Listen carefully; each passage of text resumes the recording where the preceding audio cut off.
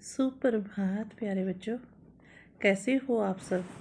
उम्मीद करती हूँ आप सब घर पर होंगे और स्वस्थ होंगे। बेटा, हम क्षितिज का पाठ 11 रसखान के सवैये का पठन कर रहे थे। जो हमने रसखान के सवैये हैं ये 4 हैं। ठीक है, 4 में से हमने 2 पिछले कालांश में पढ़ लिए थे और 2 का हम आज पठन करेंगे। उससे पहले आपको पता है क्या करना है। आपको अपनी क्षितिज की बुक निकालनी है और साथ में क्या निकालनी है, पेंसिल। और पेंसिल से क्या करना है, जो आपके कठिन शब्द आएंगे सवैये में उनको रेखांकित करके उनके अर्थ लिखने हैं, जो मैं आपको बताऊंगी। ठीक है, बस इतना सा काम आपको करना है और ध्यानपूर्वक इन सवैयों की हिंदी सुननी है। ठीक है बच्चे, तो हम पठन शुरू करते हैं बच्चे। ठीक है, आपको ध्यानपूर्वक सुनना है। तीसरा है हमारा, देखिए, मोर पंखा सिर ऊपर रखियो, गुंज की माल गरे पहिरूंगी, ओढ़ी पीतम्बर ले लकोटी, बन गोधन गवारिनी संग फिरूंगी। देखिए, इसमें रसखान जी क्या कह रहे हैं। मोर पंखा मीन्स मोर का पंख, सिर ऊपर रखियो मीन्स सिर के ऊपर लगाया है। मीन्स इससे मोर के पंख से, मोर पंखा मोर के पंख से निर्मित मुकुट, इसको रेखांकित करके लिख लीजिए। राखी हूँ मीन्स रखूंगा या रखूंगी। गुंज क्या होता है, विशेष मोती या दाना। ठीक है, माला, गरे पहिरूंगी, गरे मीन्स गले, पहिरूंगी मीन्स पहनूंगी। ठीक है छात्रों, इसके शब्दार्थ आपने देख लिए। देखिए आगे, ओढ़ी पीतम्बर, ओढ़ी मीन्स ओढ़ना, पीतम्बर पीले वस्त्र, ले लकुटी मीन्स लाठी, बन गोधन, ठीक है, गवारिन संग फिरूंगी। अब इसकी हिंदी ये देखिए, रसखान जी श्री कृष्ण को क्या कह रहे हैं, अपने आराध्य देव को।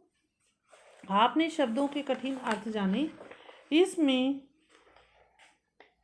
देखिए रसखान जी ने क्या कहा है, ध्यान से बेटा इसको सुनना है। प्रस्तुत पंक्तियों में रसखान ने कृष्ण के जो ये पद्यांश मैंने बोला है, रूप सौंदर्य का वर्णन किया है। कि देखिए कि जिसको देखकर गोपियां मंत्र मुग्ध रहती हैं, कि वो सब कुछ होश अपना भूल जाती हैं। गोपियों को कृष्ण की हर चीज से प्रेम है। जैसे मैंने पहली कालांश में भी बताया था, वो कृष्ण की तरह ही रूप धारण कर सदा उनके साथ रहना चाहती है। ठीक है बच्चे, जैसा प्रेम गोपियां कृष्ण से करती हैं, रसखान भी वैसा ही प्रेम कृष्ण से करते हैं। देखिए, यानी गोपियां और रसखान दोनों ही कृष्ण के अनन्य भक्त हैं। कौन कौन, रसखान और गोपियां, ये याद रखना है बेटा। और वो किस प्रकार का प्यार करती हैं, जिस प्रकार गोपियां श्री कृष्ण से प्यार करती हैं, उसी तरह रसखान भी श्री कृष्ण से प्यार करते हैं और उनके पास रहना चाहते हैं। आगे देखिए बच्चे, उपरोक्त पंक्तियों में, उपरोक्त मीन्स जो ऊपर कही गई पंक्तियों में, एक गोपी दूसरी गोपी से कहती है, क्या कहती है सुनिए, कि वह कृष्ण के जैसे ही रूप धारण कर लेगी। देखिए कितनी अच्छी बात बोली है कि कैसे कर लेंगी वो, कि श्री कृष्ण के जैसे ही रूप धारण कर लेंगी और वह कृष्ण के जैसे ही अपने सिर पर मोर पंख लगाकर, गले में गुंज मीन्स फूल की माला पहन लेंगी। जैसा श्री कृष्ण ने मोर पंख सिर पर लगा रखा है और गले में गुंज की माला पहन रखी है और अपने तन पर पीले वस्त्र धारण कर रखे हैं, हाथ में लाठी पकड़ कर रखी है और ग्वालों और गायों के संग वो जैसे जैसे जा रहे हैं ऐसे ही जो गोपियां हैं वो कह रही हैं कि हम क्या करेंगे। आपस में गोपियां बातें कर रही हैं इस सवैये में कि हम कृष्ण के रूप जैसा ही रूप धारण कर लेंगे। जैसे श्री कृष्ण ने सिर पर मोर पंख लगा रखा है हम भी ऐसे ही लगाएंगे, गले में फूलों की माला पहन लेंगे और वह अपने तन पर पीले वस्त्र धारण करेंगी, हाथ में लाठी को पकड़ेंगी और ग्वालों और गायों के संग जाएंगे, घूमेंगे फिरेंगे। ठीक है छात्रों, अब तीसरी लाइन का देखिए। भाव तो वही मेरो रस खानी, सो तेरे कहे सब स्वांग करूंगी, या मुरली मुरलीधर की अधरन धरी अधरान धरूंगी। ओहो हो, देखिए छात्रों, ये मुरली का चित्र है। मुरली इस तरह की होती है, बांसुरी जिसको श्री कृष्ण भगवान जी बजाते थे। गोपियां आगे क्या कहती हैं कि मुझे कृष्ण अति प्रिय हैं। अति प्रिय मीन्स बहुत ज़्यादा प्यारे हैं, इसलिए वह यह सब स्वांग जो इन नाटक करेंगी कि हम श्री कृष्ण के जैसे कपड़े पहनेंगे, हाथ में मुरली लेंगे, ठीक है, ये सारे स्वांग नाटक रचना कर लेंगी, मगर वह श्री कृष्ण की मुरली को अपने होठों पर नहीं रखेंगी।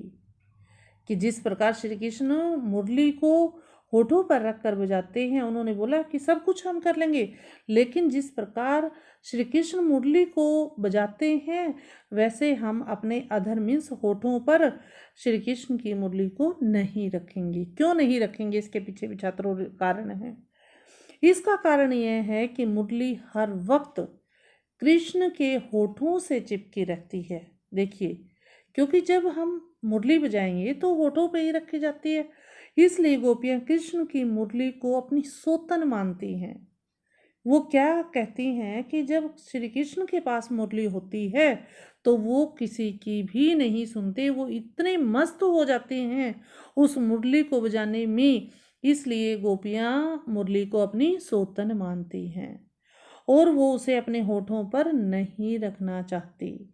ठीक है छात्रों, इस पहले सवैये का आपने समझा, जिसके 2 पार्ट मैंने कर दिए थे, तो 2-2 लाइन के, ताकि आपको अच्छे से समझ आ जाए। अब आगे देखिए। कानननी दे अंगूरी रही ही हो, जब ही मुरली धुनी मंद बजे है, मोहनी तानन सो अटा, चढ़ी गोधुन गेहे तो गेहे। अब देखिए, इसके जो शब्दार्थ आए हैं छात्रों उसको रेखांकित कर लीजिए।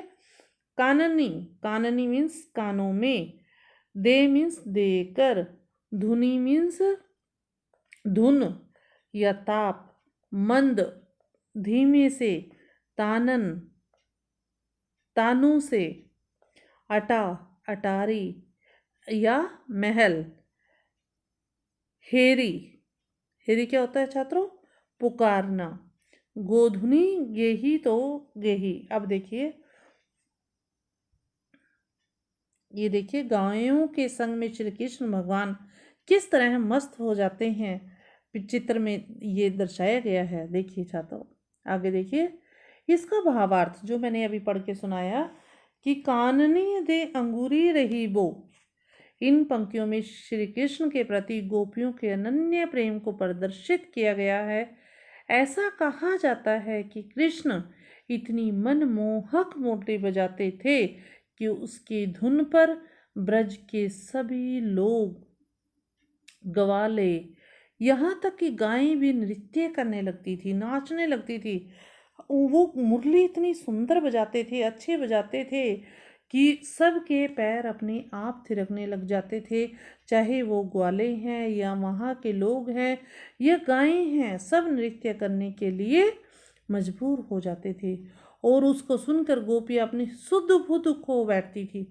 शुद्ध बुद्ध खोना छात्रों, उनको कोई भी होश न रहना और लोक लाज का लिहाज करे बगैर, लोक लाज मीन्स लोगों की शर्म का लिहाज करे बगैर कृष्ण की तरफ खींची चली जाती थी।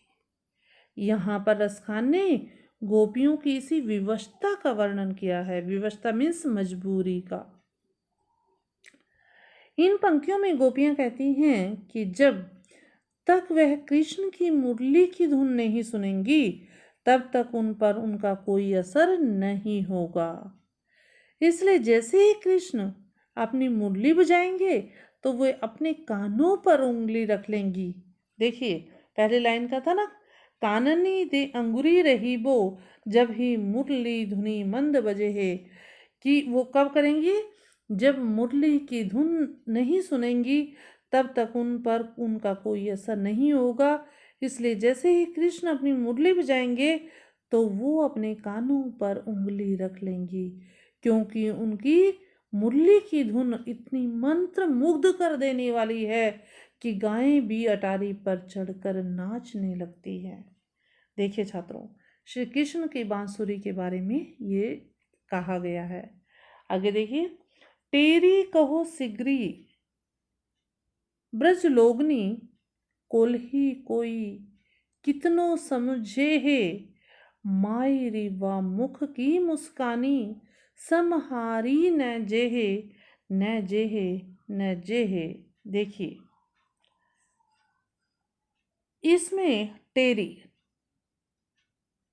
ठीक है, कहे सिगरी, सिगरे के अर्थ संपूर्ण, ब्रज लोगनी ब्रज के लोग, कल ही कल, कोई कितनो समझे है समझाना, माई रीवा मुख, माई मीन्स माता जी, मुख की मुस्कानी मुख से हंस देती है मुस्का देती है, समहारी न जेहे न जेहे न जेहे, संभाल न पाना संभाल न पाना संभाल न पाना, संभारी मीन्स संभाल, न मीन्स न, जेही मीन्स पाना, न पाना न पाना। ठीक है छात्रों, अब देखिए सवैये में क्या कहते हैं रसखान जी। गोपियां आगे क्या कहती हैं कि अगर हमने कृष्ण की मुरली की धुन सुन ली तो फिर हम अपने बस में नहीं रह पाएंगी, हमें अपना होश नहीं होगा, भले ही हमें फिर कोई कितना भी समझा ले।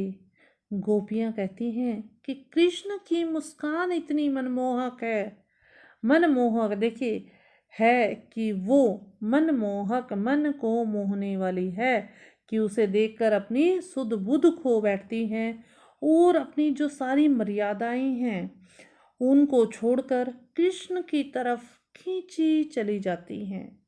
यानी कृष्ण के रूप सौंदर्य और उनके मोहक मुस्कान को देखकर गोपियां अपने आप को नहीं संभाल पाती। ठीक है छात्रों, आपने ये सुना भी किस किस को, कि मुरली की धुन और उनकी मनमोहक मुस्कान के अचूक प्रभाव और गोपियों के हृदय की विवशता का वर्णन इस सवैये में किया गया है।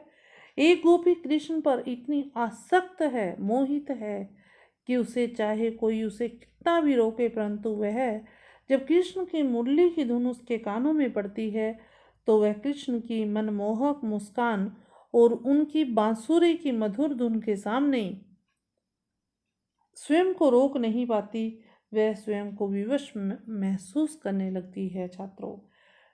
ठीक है छात्रों, आज आपने रसखान के सवैये के 2 पद्यांश पढ़े सुने। उम्मीद करती हूँ आपको ये सब समझ आया होगा। अगर बच्चे कहीं भी कोई दिक्कत आती है तो आप मुझसे पर्सनली भी पूछ सकते हो। ठीक है, आपको ध्यानपूर्वक वीडियो को सुनना है और समझना है, और जो इसके सरलार्थ हैं बच्चे, जो इसकी व्याख्या है उसको आपको कॉपी में लिखना है। धन्यवाद छात्रों, आपका दिन शुभ हो। भगवान आपको सलामत रखे।